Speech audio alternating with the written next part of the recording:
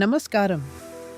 మహాభారతం గురించి మాట్లాడుకుంటే యుద్ధం, ధర్మం, కృష్ణుడి లీలలతో పాటు ఒక స్త్రీ కథ కూడా మనసులో బలంగా నాటుకుపోతుంది.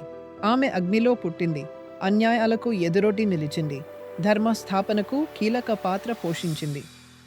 ఆమె పాంచాలి, యజ్ఞసేని, ద్రౌపది.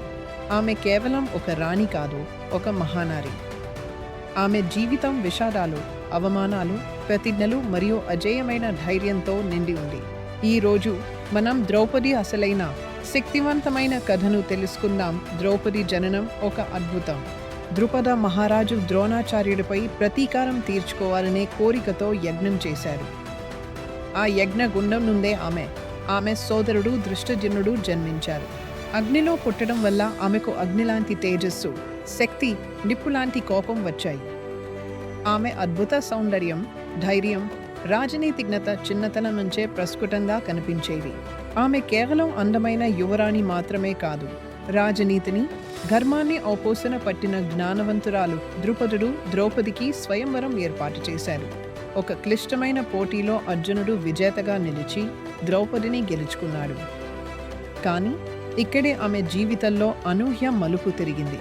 అర్జునుడు ద్రౌపదిని గెలుచుకున్నాక ఇంటికి వెళ్ళి, అమ్మా, నేను ఒక గొప్ప భిక్ష తెచ్చాను అని కుంతీదేవికి చెప్పాడు. కుంతి చూడకుండానే మీ 5 సమానంగా పంచుకోండి అని ఆదేశించింది. తల్లి మాట శిరోధార్యంగా భావించిన పాండవులు ద్రౌపదిని 5 వివాహం చేసుకోవాలని నిర్ణయించారు. ఇది ద్రౌపదికి, ఆనాటి సమాజానికి ఒక పెద్ద సవాలు. కానీ ఆమె ఈ అసాధారణ పరిస్థితిని ధైర్యంగా అంగీకరించింది. ఆమె 5 భర్తలకు సమానమైన ప్రేమ, గౌరవం, ధర్మాన్ని అందించింది.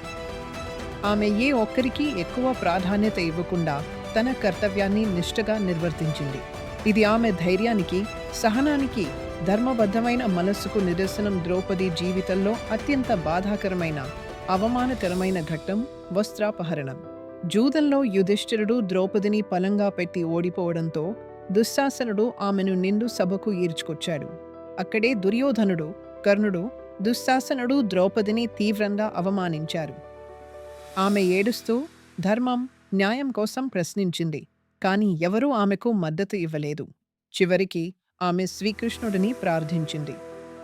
కృష్ణుడు మహిమతో ఆమె చీరను అంతులేనిదిగా చేశా.